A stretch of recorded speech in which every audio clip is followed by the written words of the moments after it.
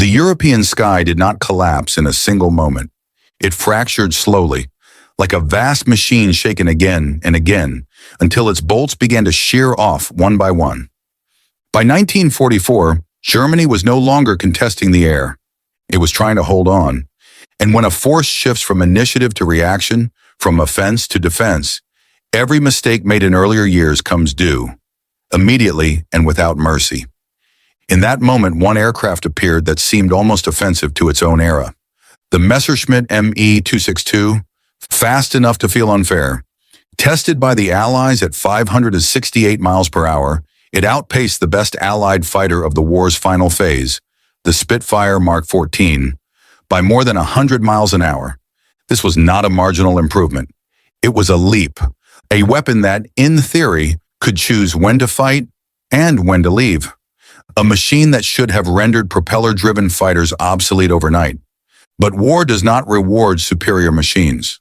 War rewards systems. And the German system, especially within the Luftwaffe, had been fractured long before the first jet engine ever reached operational service. What followed was not the failure of technology. It was the exposure of a structure already collapsing under its own weight. This story does not begin with jets screaming across the sky. It begins earlier, with an idea many once dismissed as fantasy. Jet propulsion. The sky over Europe did not fall in a single battle. It cracked gradually, under pressure, miscalculation, and time. By the final year of the war, Germany was no longer fighting for dominance in the air. It was fighting to slow the inevitable. And in that moment, one aircraft appeared that seemed to mock both its enemies and its creators. The Messerschmitt Me 262. A jet fighter capable of nearly 570 miles per hour, faster than anything the Allies could field at the time. Faster by a margin large enough to matter. Large enough to suggest that the rules of aerial warfare had finally changed. But wars are not decided by machines alone. They are decided by the systems that build them, fuel them, maintain them, and place them in the sky at the right moment. And the system behind the Luftwaffe was already broken. To understand why the Me 262 arrived too late and why it could never save Germany's air war, we must step back, long before jets entered combat, to a time when speed itself became an obsession and a liability. In the years following the First World War, aviation advanced at a relentless pace. Engine power increased steadily. New materials appeared. Aerodynamic understanding deepened. By the early 1930s, aircraft design underwent a quiet revolution. Monocoque construction replaced fabric frames. Superchargers promised higher altitude and greater speed. Records fell one after another. To military planners, the future looked limitless. Speed meant initiative. Altitude meant survival. Range meant reach. But when Europe drifted toward war, ambition collided with reality. Governments demanded aircraft that could be produced quickly, reliably, and in large numbers. Budgets were finite. Time was short, and industrial capacity was already stretched. In this environment, unconventional propulsion systems were viewed with suspicion. Jet engines were not seen as revolutionary. They were seen as impractical. To many senior engineers and officers, jet propulsion was a laboratory curiosity, a theoretical pipe dream unsuited for mass production or combat reliability. Yet a small number of individuals refused to abandon the idea. In Britain, Frank Whittle patented a jet engine concept in 1930. In Germany, Hans von Ohain followed with a similar design in 1935. Their ideas were independent, but the principle was the same. Continuous combustion driving thrust, not propellers. What separated Germany from Britain in these early years was not brilliance. Both had it, but structure. And one man in Germany was willing to gamble everything on speed. Ernst Heinkel. Heinkel was not merely an aircraft manufacturer. He was obsessed with velocity. He believed that speed itself was decisive, not just as a performance metric, but as a philosophy. And unlike others, he was willing to fund radical research privately, beyond the oversight of the German Air Ministry. While official focus remained on piston engines, Heinkel quietly pursued jet propulsion in secrecy. On August 27, 1939, a small aircraft lifted off a German airfield. The Heinkel He-178, piloted by test pilot Erich Varsitz, flew for just minutes. But those minutes changed aviation history. It was the world's first jet-powered flight. The aircraft itself was unimpressive. Short fuselage, wooden wings, no elegance. But it flew. Heinkel immediately notified senior figures within the Reich Air Ministry. The response was muted. Many decision-makers within the Luftwaffe were firmly rooted in propeller-driven thinking. To them, aircraft flew best with propellers. Jet propulsion appeared unreliable, wasteful, and unnecessary. Days later, Germany invaded Poland. The Second World War began. With war underway, priorities hardened. The Luftwaffe needed aircraft that could be built now, not tomorrow. Jet engines were shelved as distractions.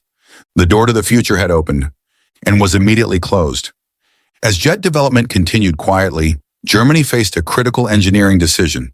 Early jet engines followed the centrifugal flow model, simpler, more reliable, easier to build.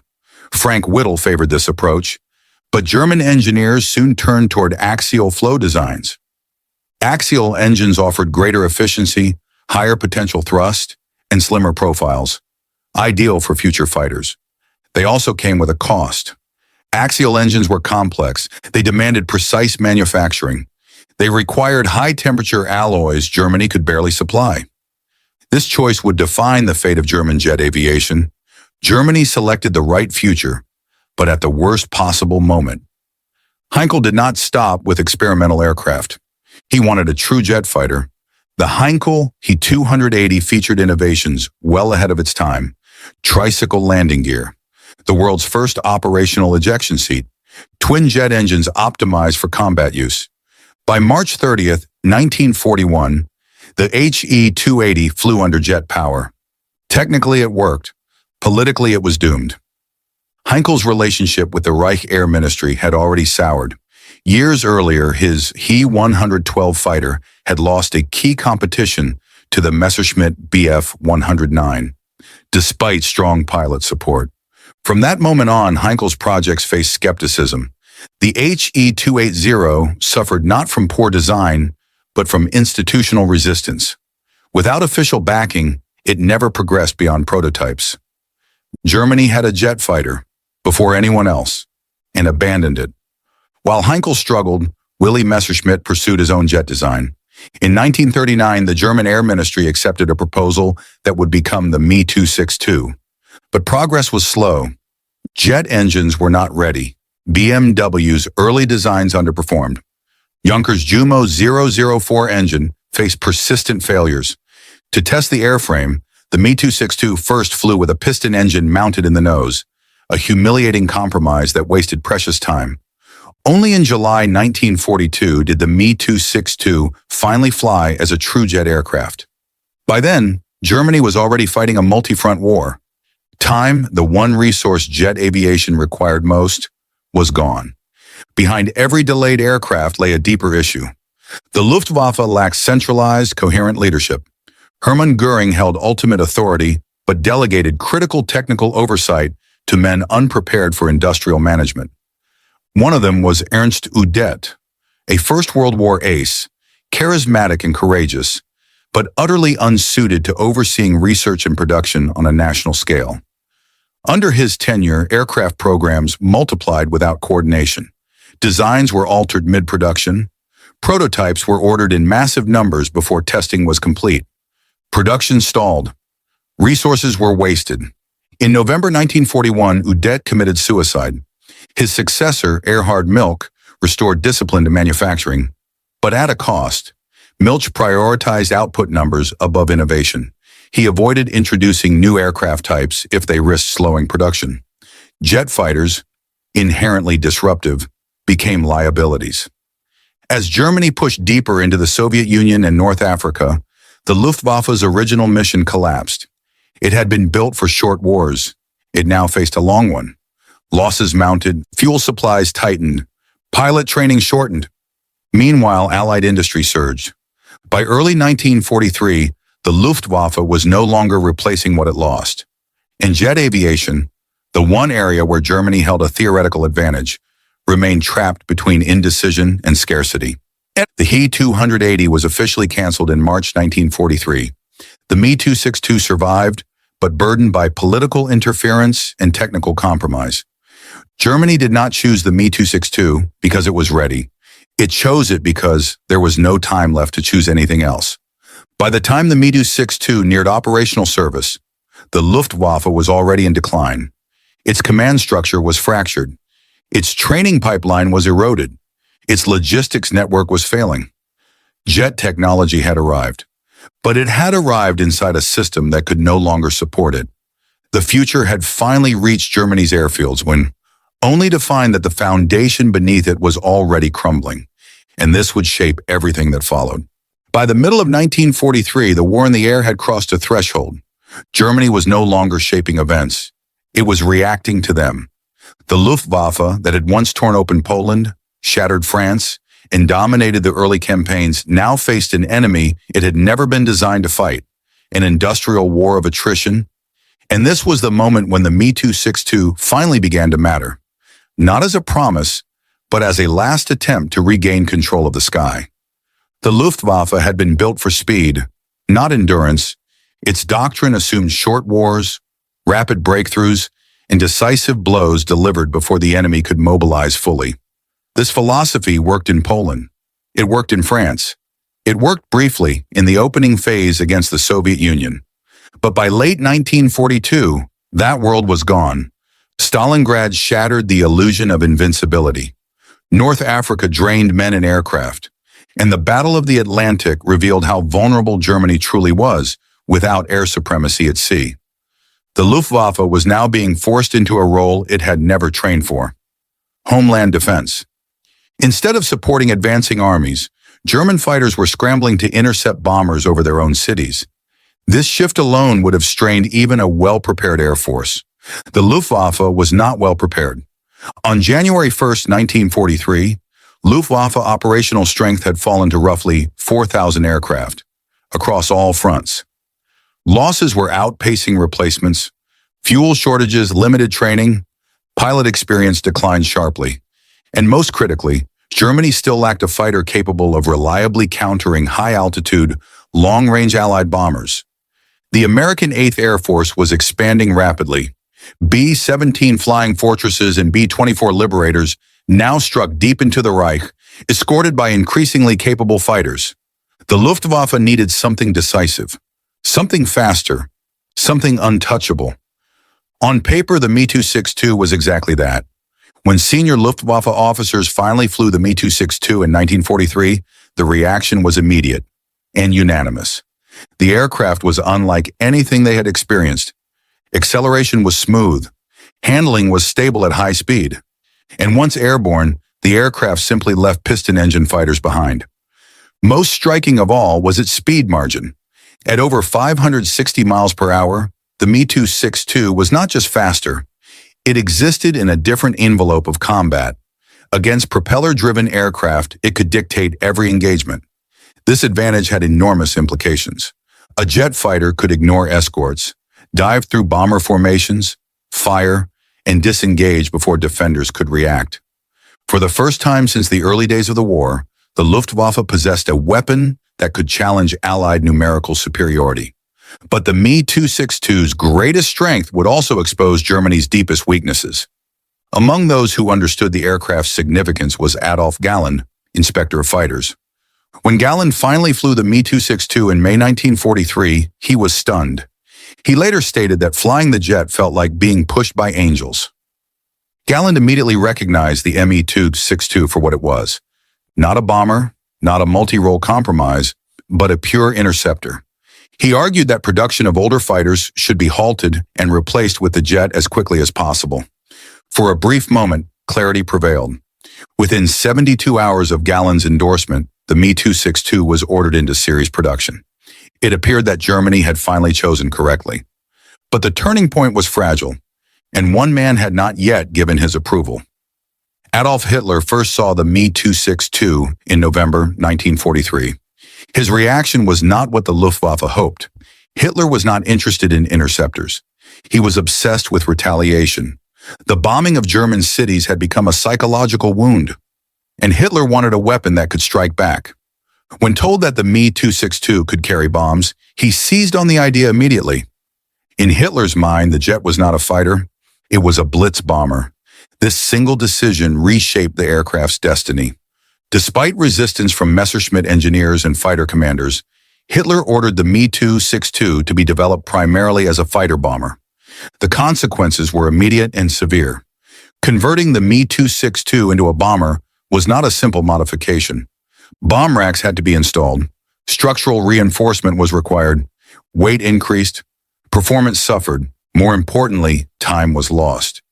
At a moment when every month mattered, the program stalled under new requirements, redesigns, and political interference. Messerschmitt quietly continued developing fighter variants, defying Hitler's orders, but this only deepened conflict within the system. By May 1944, Hitler discovered the deception. He erupted in rage and ordered that all Me-262s be built as bombers. From that point on, confusion reigned. Production lines slowed, variants multiplied, and operational deployment was delayed yet again. Germany had its jet fighter and could not decide what to do with it. Even without political interference, the Me-262 faced a fatal limitation: its engines. The Junkers Jumo 004 was an axial flow turbojet, advanced, efficient, and powerful in theory. In practice, it was fragile. Germany lacked the strategic materials, nickel, chromium, heat-resistant alloys, required to produce durable turbine blades. As a result, the Jumo 004 had an operational lifespan measured in tens of hours, not hundreds. Pilots were instructed to handle throttle movements with extreme care. Rapid acceleration or deceleration could cause flameouts, surges, or fires. Maintenance crews struggled to keep engines serviceable. The aircraft that should have been Germany's answer to Allied air power was constantly grounded by its own propulsion system.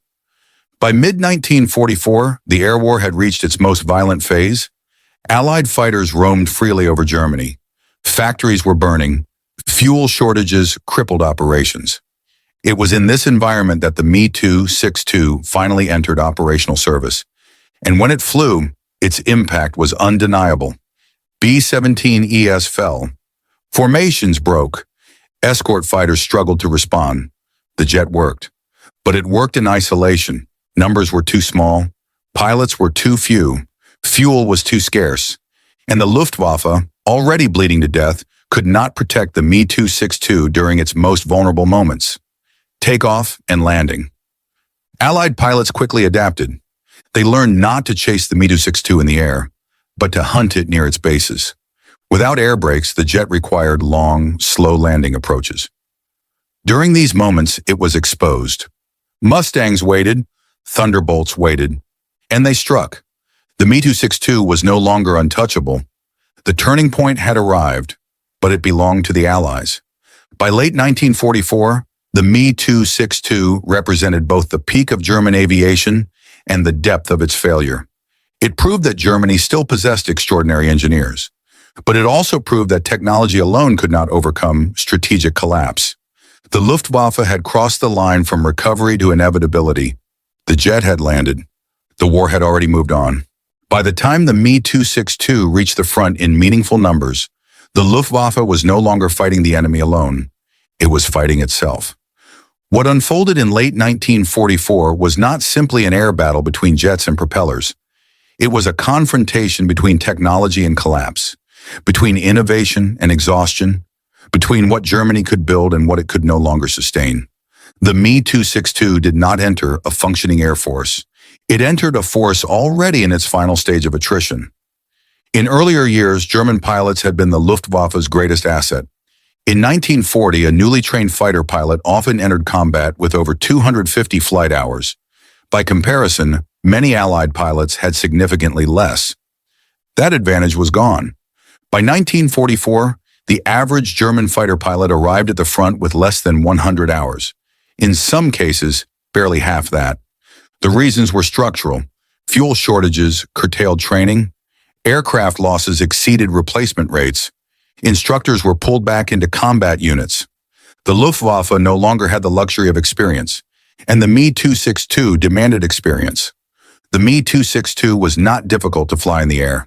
In level flight, it was stable, predictable, smooth. Its danger lay elsewhere. The WW2 engines were unforgiving.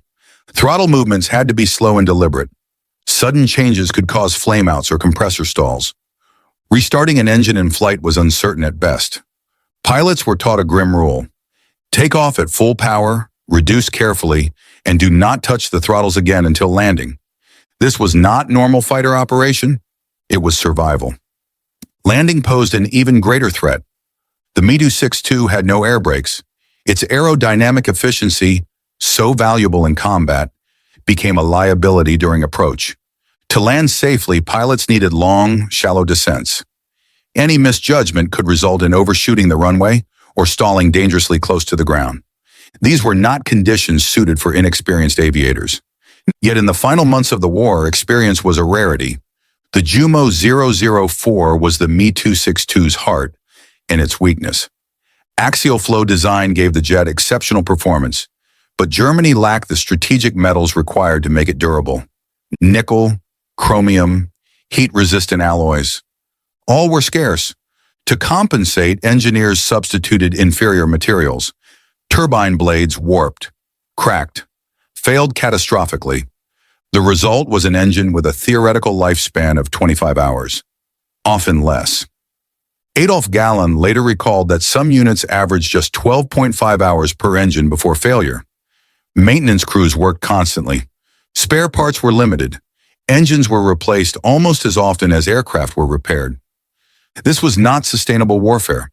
Even when aircraft and pilots were available, fuel often was not. By late 1944, Germany's synthetic fuel plants were primary Allied targets. Bombing raids crippled production. Jet fuel shortages were severe. Training flights were canceled. Operational sorties were rationed. Pilots flew less and learned less. A jet fighter without fuel is not a weapon. It is a burden. In the air, the Me-262 was deadly. On the ground, it was exposed. Jet bases became predictable targets. Allied reconnaissance identified runways. Fighters waited. The most dangerous phase of a Me-262 mission was not combat. It was takeoff and landing. Allied pilots adapted quickly. They did not chase jets at altitude. They loitered near airfields, waiting for jets to return low on fuel, engines throttled back, landing gear down. P-51 Mustangs and P-47 Thunderbolts struck repeatedly. Jets were destroyed before they could accelerate. Pilots were killed before they could fight. The Me-262's speed advantage meant nothing at 200 feet above the runway. On paper, Me-262 production increased rapidly. Hundreds were built. In reality, only a fraction were operational at any given time. Engines failed. Pilots were unavailable. Fuel was scarce. Airfields were under constant attack. The Luftwaffe could not concentrate its jets in decisive numbers. Instead of massed formations, Me-262s flew in small groups. Brave, fast, and alone. They inflicted damage. They disrupted bomber streams. They shot down aircraft. But they could not change the balance. For the pilots who flew them, the Me-262 was both a weapon and a burden. They knew they were flying the most advanced fighter in the world. They also knew they were flying it for a lost cause. Every takeoff carried the risk of engine failure. Every landing carried the risk of ambush. There were no reserves behind them, no second line, no relief, only exhaustion. As 1944 turned into 1945, the Luftwaffe ceased to function as a coherent force. Command structures broke down. Communication faltered. Air superiority vanished completely. The Me-262 did not fail in combat. It was overwhelmed by context. It fought inside an air force without fuel, without pilots, without time, and without strategic clarity. The hell was not the sky. The hell was everything beneath it. The Me-262 proved something undeniable. Germany had engineers capable of shaping the future. What it lacked was the ability to bring that future into being under wartime conditions. Jet propulsion required stability. Germany had chaos. It required materials. Germany had shortages. It required time. Germany had none. By the spring of 1945, the air war over Germany had reached its conclusion long before the ground war did. The outcome was no longer in question. Only the manner of collapse remained. For the Luftwaffe, there would be no final stand in the sky, only fragments of resistance, scattered jets, and exhausted men flying on borrowed time. In the final months of the war, the Luftwaffe existed more on paper than in practice. Airfields were cratered. Fuel deliveries were erratic or non-existent. Command authority was fragmented. Jets, propeller aircraft, and experimental machines shared runways in chaotic mixtures, often without coordination or clear mission objectives. The Me-262 was still flying, but it was flying in isolation. Small detachments launched when fuel allowed. Pilots were briefed hastily. Maintenance crews worked with dwindling tools and spare parts. There was no longer an air campaign. There were only sorties. Units such as JG-7 and JV-44 continued to operate Me-262S into April 1945. Their pilots achieved confirmed victories. Allied bombers were still shot down. But each success was tactically irrelevant.